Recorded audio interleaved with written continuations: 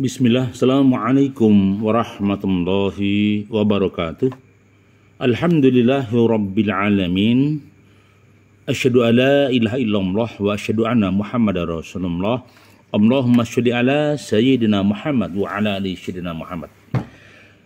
Sahabat setia dan senantiasa bahagia, masih bersama kami Sukamto Sastro Dimejo dalam kondisi sehat walafiat. Hari ini kami akan mencoba menyampaikan berkaitan dengan informasi ketahanan pangan dan hikmahnya.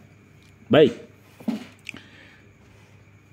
isu ketahanan pangan di tahun 2023 sempat menjadi catatan kecil dari rakyat, dari pedagang, dari kementerian, khususnya pemerintah.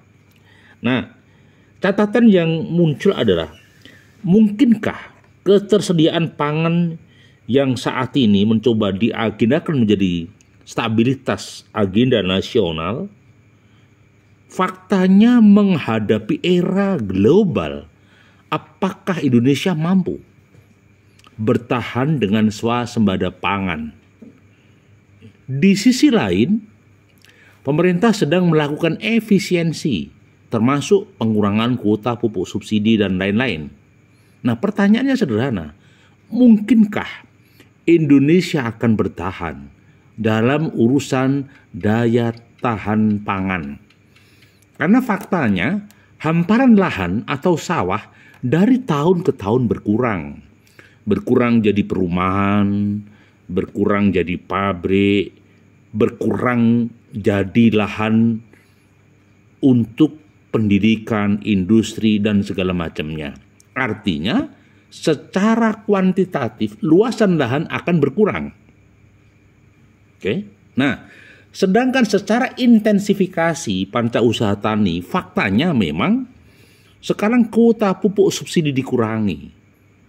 Petani harus merogoh kocek yang luar biasa untuk membeli pupuk non subsidi, ya, dengan 50 kilo harganya berkisar 500.000 sampai 600.000 yang berkaitan urea atau NPK. Ini artinya apa? Di bawah, petani pun menghadapi himpitan dan tantangan yang dahsyat.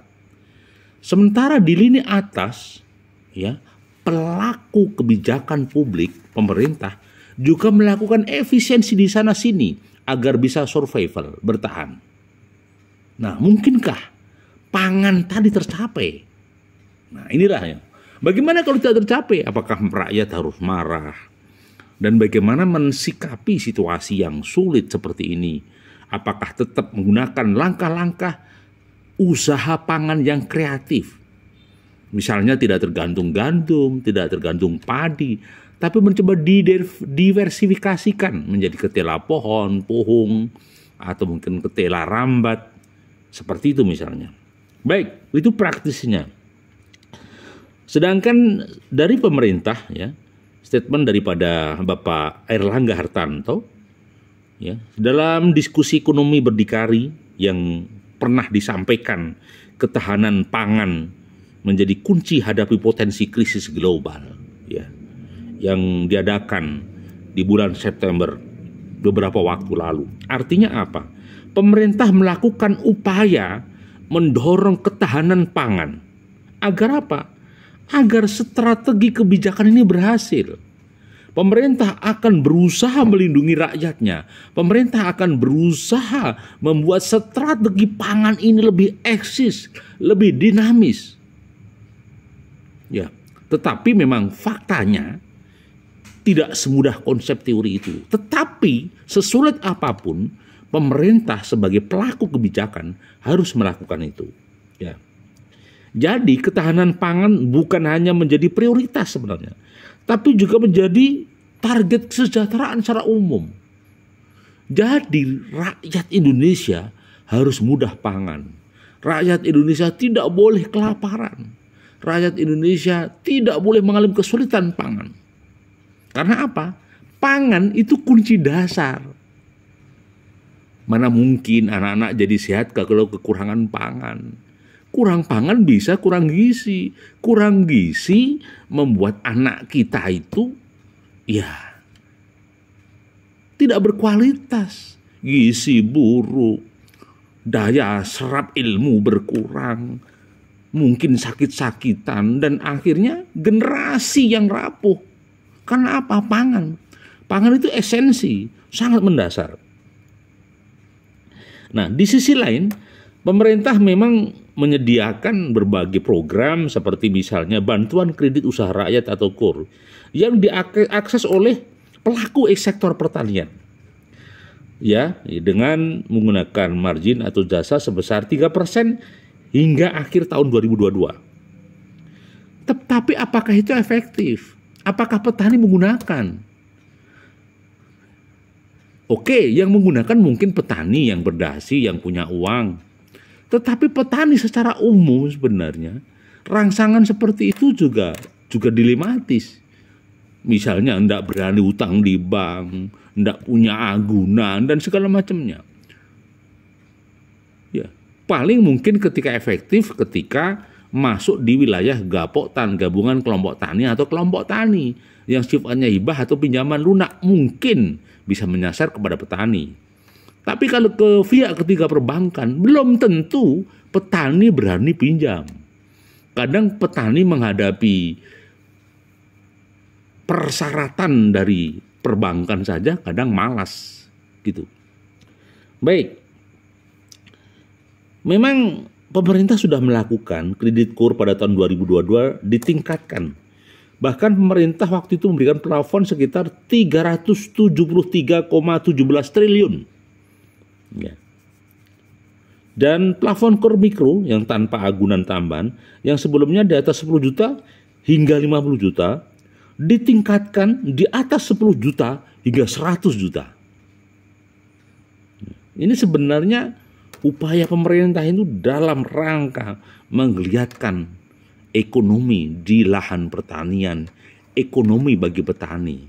Pertanyaannya sederhana, apakah sudah menyasar? Ataukah petani juga memanfaatkan itu? Ataukah petani benar-benar berdampak positif pada itu, pembiayaan tersebut? Karena yang terjadi, faktanya buruh tani itu kekurangan finansial. Buruh tani itu sekedar menggadaikan raganya untuk bekerja di lahan pertanian. Paling dia dapat upah sehari 70 sampai 100 ribu kotor. Itu yang terjadi. Baik, kita lanjutkan. Dari aspek kelembagaan sebenarnya pemerintah juga telah membentuk Badan Pangan Nasional. Badan Pangan Nasional melalui penerbitan Peraturan Presiden nomor 66 tahun 2021. Nah, lembaga ini sebenarnya diberi porsi tinggi sama pemerintah, yaitu berupa kewenangan yang terkait dengan pengelolaan cadangan pangan pemerintah. Jadi pelaksanaan kegiatan stabilisasi pasokan dan harga, penguatan sistem logistik pangannya, kemudian mendeteksi daerah-daerah yang rawan pangan. Bahkan pemerintah membuka peluang agar melakukan diversifikasi pangan, serta pengembangan potensi-potensi lokal, misalnya kemitraan petani jagung, kemitraan petani ketela pohon atau ketela rambat alias telo, mungkin upaya-upaya yang lain. Tetapi oke lah, mari kita tidak usah saling menyalahkan, tetapi bergandeng akrab dengan pemerintah, mengikuti program pemerintah dan kita sikapi dengan sisi positif, lalu kita maksimalkan potensi diri kita mau maksimalkan potensi paguyuban kita via kelompok tani dan gabungan kelompok tani. Itu yang terjadi. Jangan sampai semuanya sia-sia dan berantakan gitu. Nah, kadang kebijakan pemerintah untuk memperkuat cadangan beras pemerintah namanya ya, CBP ya, cadangan beras pemerintah. Juga telah diterbitkan pembelian gabah ya atau beras petani oleh Perum Bulog. Ya. Jadi juga luar biasa sebenarnya. Hingga stoknya tercapai sekitar 1,2 juta ton setara beras. Artinya apa? Pemerintah ini benar-benar berupaya keras agar stabilisasi keamanan pangan itu terjaga. Bayangkan saja, kalau negeri ini kurang pangan, dari sisi kesehatan akan hancur. Gizi buruk akan terjadi, gairah kerja menurun karena lapar. Bahkan ada efek-efek sosial lainnya, seperti meningkatkan kualitas, meningkatkan kriminalitas, pencurian, perampasan. Karena apa? Esensinya perut. Orang berpikir, tinimbang aku mati kaliren, aku golek coro-coro, piye wae sing penting aku iso mangan. Nah, kalau ini muncul rawan masalah-masalah sosial. Karena lagi-lagi bahwa urusan makan itu urusan perut. Urusan perut itu urusan hidup dan mati. Maka pemerintah sangat intervensi intens di dalam menyelesaikan persoalan-persoalan pangan. Baik, jadi pemerintah pun akan melakukan diversifikasi pangan yang sifatnya lokal. Misalnya produk jagung, produk sorghum, produk sagu, singkong melalui perluasan lahan dan pembukaan area baru. Bahkan lahan-lahan jati, perumahan perhutani yang usai ditebang boleh ditanami jagung, tetapi harus merawat jati di sampingnya gitu. Nah, lebih lanjut sebenarnya pemerintah memang juga menyediakan pupuk bersubsidi ya. Jadi reformasi kebijakan pupuk bersubsidi dengan membatasi penyaluran pupuk bersubsidi untuk 9 komoditas. Jadi memang pemerintah mencoba membatasi pupuk subsidi hanya untuk padi, jagung, kedelai, cabai, bawang merah, bawang putih, tebu, kopi, dan kakao. Ya. Maka pemerintah hanya mensubsidi pupuk urea dan NPK. ZA hilang, SP36 hilang, kemudian organik juga dihapus subsidinya. Artinya pemerintah memang melakukan efisiensi berkaitan dengan alokasi kuota subsidi. Itu yang terjadi. Nah, sebenarnya pemerintah juga mengembangkan berbagai kawasan sentra mandiri pangan sebenarnya. Jadi ada upaya untuk pengembangan kawasan sentra mandiri pangan yang berbasis korporasi petani untuk meningkatkan efisiensi dan skala ekonomi produksi pertanian.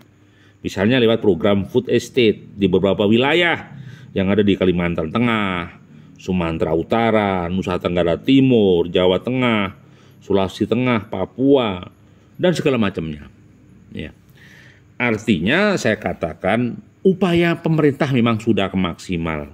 Betul, upaya pemerintah memang sudah sangat maksimal. Hanya saja pertanyaan saya, sejauh mana efektivitas program-program itu menyasar di tingkat petani, menyasar pada rakyat kecil gitu loh. Ya semoga saja nanti menyasar. Nah, berkaitan itu sebenarnya bagaimana daya tahan ya pangan di Indonesia ini? Ya. Sebenarnya IMF ya pernah juga memberikan penghargaan ya karena pengakuan bahwa Indonesia ini sangat luar biasa, mendapatkan penghargaan dari IRRI International Rice ya, and Research ya. Ya. Jadi atas apa keberhasilannya di dalam menguatkan sistem pangan dan pertanian. Memang diakui Indonesia luar biasa. Hanya saja memang butuh peningkatan. Dibandingkan negara lain memang kita masih luar biasa. Hanya saja harus terus ada peningkatan kualitas. Maka strategi dari pemerintah adalah satu, tadi meningkatkan nutrisi pangan.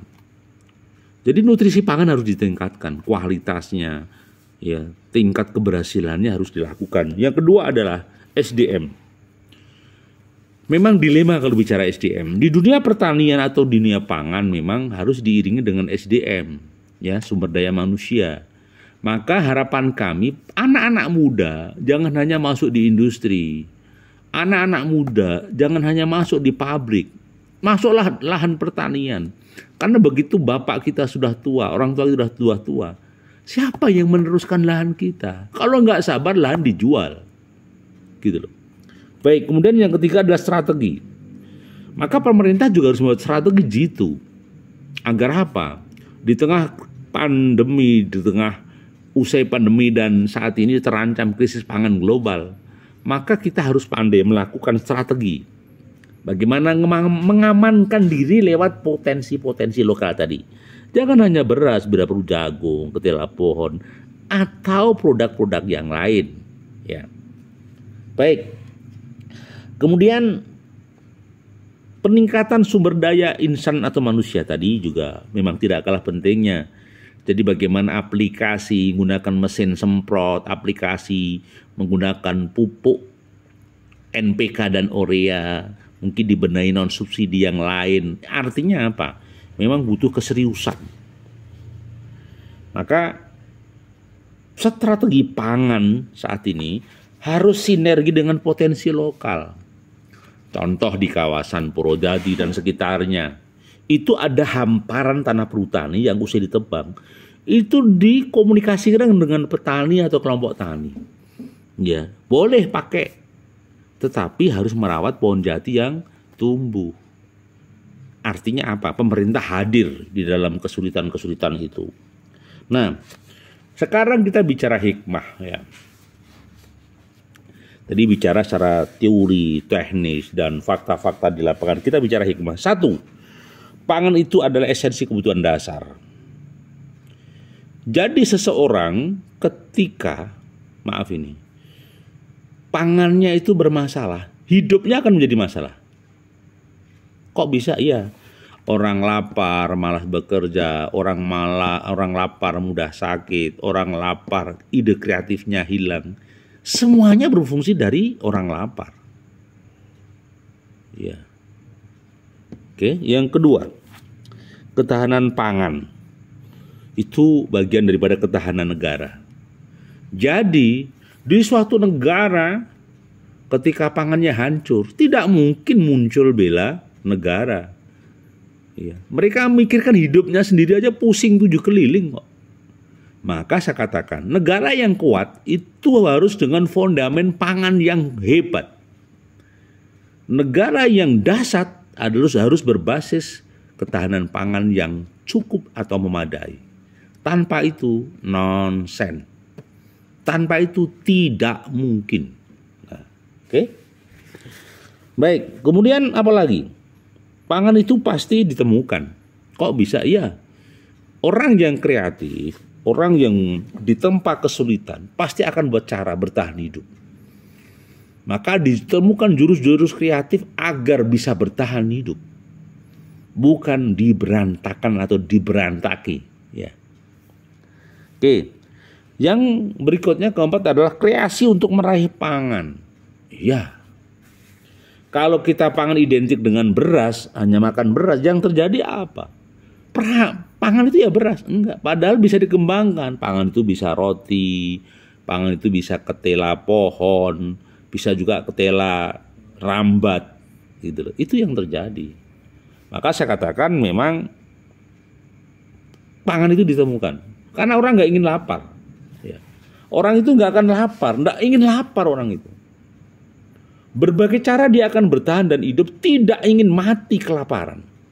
Maka saya katakan bahwa kebutuhan pangan ini menjadi kebutuhan strategis bagi rakyat Indonesia. Kemudian pangan itu menjadikan hikmahnya menyamankan kita untuk beribadah. Bayangkan orang yang kelaparan nggak khusyuk ibadahnya. Orang yang banyak masalah sedih nggak khusyuk ibadahnya. Nah, sekali lagi itu yang kami sampaikan, kawan. Semoga ada manfaatnya. Jadi ketahanan pangan adalah jurus menyelamatkan diri kita, rumah tangga kita, perusahaan kita untuk mencapai sesuatu yang positif, sesuatu yang disebut keberhasilan. Terima kasih sekali, mohon maaf bila ada sesuatu yang kurang berkenan. Masih bersama kami Sukamto Sastro di Menjo Channel. Berkenan subscribe, like, dan komen. Terima kasih. Assalamualaikum warahmatullahi wabarakatuh.